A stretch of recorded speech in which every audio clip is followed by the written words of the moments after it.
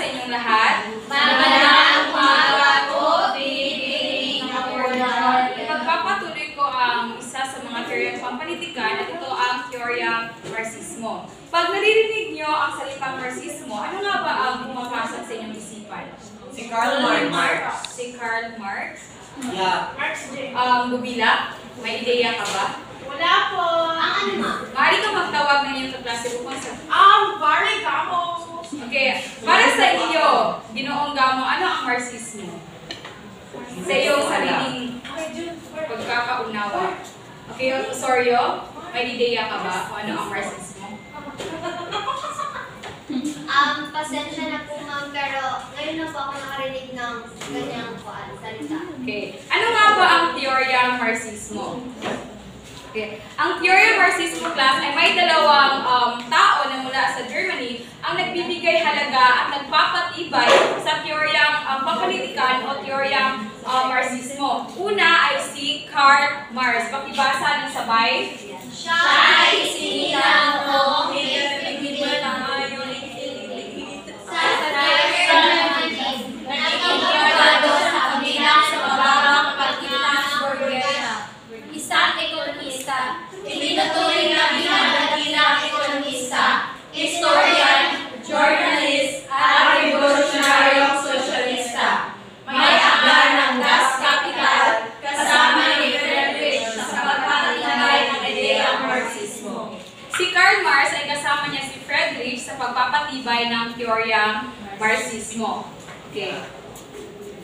Si Friedrich naman, siya ay isinilang noong November 28, 1820 sa Barmen, Germany. Isang author, teoryong pampolitiko, pilosopo at sosyalista. Kinilala si Friedrich Engels sa kanyang pagbuo ng ideyang Marxism o tinatawag na Marxismo kasama ni Karl Marx. So tinapos niya ang pangalawa at pangatlong volume ng Das Kapital na isinulat ni Karl Marx. So ano nga ba ang teoryang Marxismo? Class, ang teoryang Marxismo ay isang pananaw at isang anyo ng pagsusuri sa ating lipunan kung saan ang iba't ibang antas ng tao sa lipunan maaaring mahina, malakas, matalino, mangmang, duwag, matapang, mahirap at mayaman ay binibigyang pansin sa isang uri ng akdang pampanitikan. Dahil ito ay may koneksyon sa magiging kalagayan sa buhay at kapalaran ng mga mamamayan. Ano nga ulit ang teoryang Marxismo sa iyong sariling pagkakaunawa, friend Kapal? Ito ay isang pananaw para sa tayo ng pagsulong. Ay, pinapakita ito na tao ay may sarili sa Okay, maraming salamat, friend Kapal. Ang layunin ng teoryang Marxismo class, ito ay pinapakita rito na ang tao o sumasagisag sa tao ay may sariling kakayahan na umangat, buhat sa pagdurusang dulot ng pang-ekonomiyang kahirapan at suliraning panlipunan at pampolitika at inantad ang iba't ibang paraan ng mga tao sa pagtugon sa suliraning kinakaharap. Isang halimbawa ng teoryang Marxismo class ay ang pagkilala sa prostitusyon bilang tuwirang tugon sa suliraning dinaranas sa halip na ito'y kasamaan at suliraning ng lipunan. Ano nga ba ang prostitusyon? Okay, ito baga? Prostitution po, ma.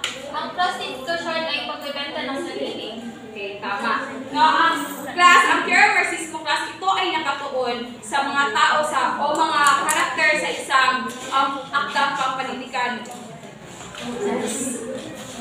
Okay, ayon kay Marx or ayon kay Karl Marx, ang bawat tao ay nahahati sa mga uri ng lipunan. Sang-ayon ka ba rito, Gising Madali? Sang-ayon ka ba na ayon kay Marx, ang bawat tao ay nahahati sa mga uri ng lipunan? Opo, dahil sasabi na po na ang bawat member nito ay mahigit na magkakatulad sa isa't isa kaysa sa mga member ng iba pang mga uri ng lipunan. Hindi sila katulad. Okay, maraming salamat. Tama si Gising Madali na ang mga tao sa isang lugar o sa isang lipunan ay magkakaiba. Okay. Kung gayon ay napakahalagang malaman natin ang kalagayan ng isang individual, lipunan o maging ang kultura na nakapaloob sa usaping may koneksyon sa magiging resulta sa huli, sapagkat ito ang magbibigay ng kasagutan, kung paano tayo makikitungo sa kapaligirang naging bahagi ng ating sistema. Kung pag-uusapan natin class ang akdang pampanitikan sa teorya ng Marxismo, kinakailangan na alamin natin kung ano ang karakterisasyon ng mga tauhan sa isang maikling kwento o di kaya ay sa isang istorya. Sa teoryang Marxismo class, hindi lamang ito ay nakapokus sa particular na mga simbolismo at tema.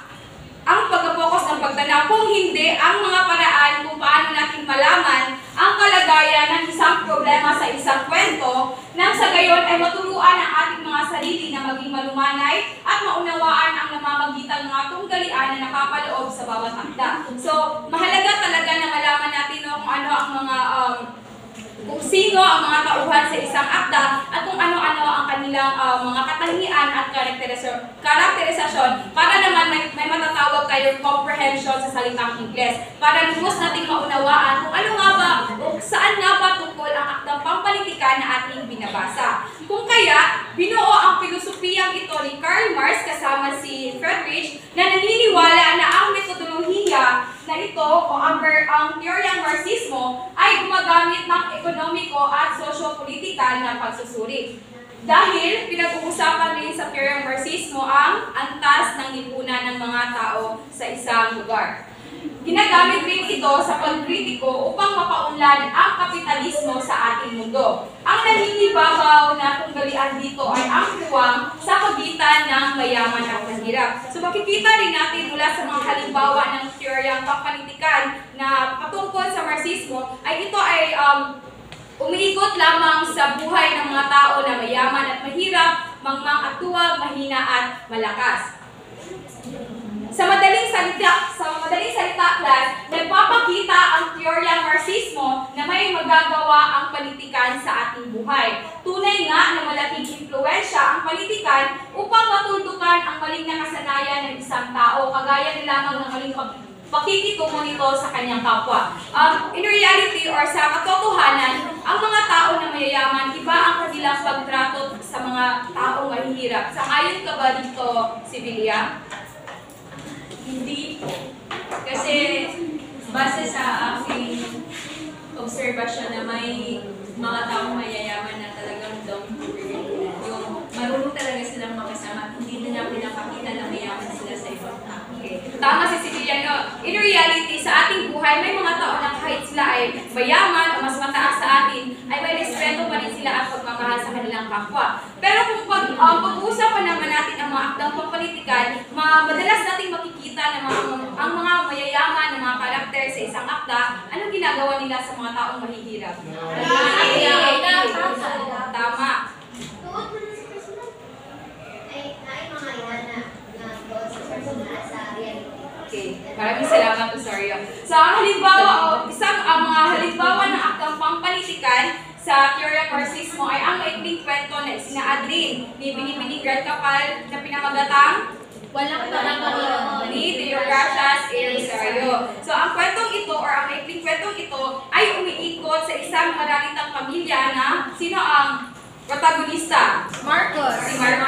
At sa kanilang pakikipagtunggali sa mga mayayamang nagsamantala sa kanila, sino ang mayayamang mga tao? Si Toshio. Si Don Pio. At diba? Si Marcos ay isang mababang uri lamang sa kwentong walang Panginoon ni Theogracias A. Rosario. So makikita natin sa kwento na mababatid ang pagtatagisa ng dalawang pwersa na ang mayaman at mahirap ang naghaharing uri na kinakatawan ni Don Kyong at mababang uri na makikita sa tauhang si Marcos. Na kahit niyura at pinagsamantalahan ang kahinaan ng pamilya ni Marcos sa kadahilanan sa pagsamsam ng kanilang lupang sinasaka na minamana kanila sa kanilang mga ninuno, ay nagawa pa rin nilang magtagumpay laban sa kasamaan at kasakiman ni Don Pio. Ang isang halimbawa naman ay ang teleserye o palabas na Kadenang Ginto na noong mapapanood sa ABS-CBN. So bakit nga ba sa tingin niyo class, ang palabas na Kadenang Ginto ay mauugnay natin sa teoryang Marxismo? Okay, Osorio? Parang may ideya ka. Sabi mo kanina, ay may sinabi ka po ma'am na sa pagitan ng mahirap at mayaman. Sapagkat may susulat ito sa teoryang Marxismo, sapagkat sa Kadenang Ginto ay may mayaman at mahirap na kung saan Daniela, ang nasa mayaman. At saka yung tatay ni Daniela ay napamahal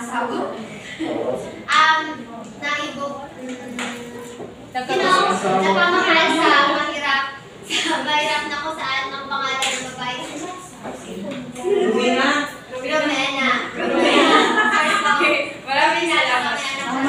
Maraming salamat, Osorio. Tama nga ang isinaad ni Binibini Osorio na ang palabas na kanilang ginto ay kitang-kita rito ang pagmamaltrato ng mayaman na sino?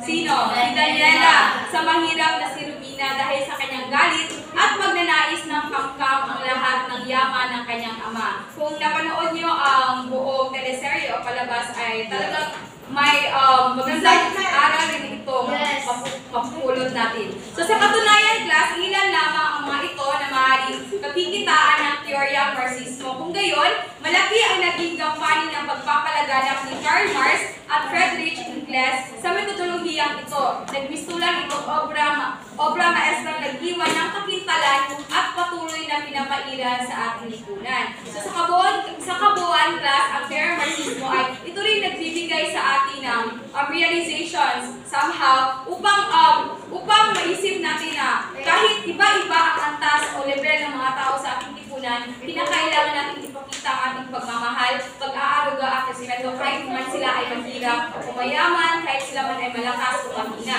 Yun lamang para sa aking pag-uulat. May mga katanungan ba? Okay, yun lamang at maraming salamat sa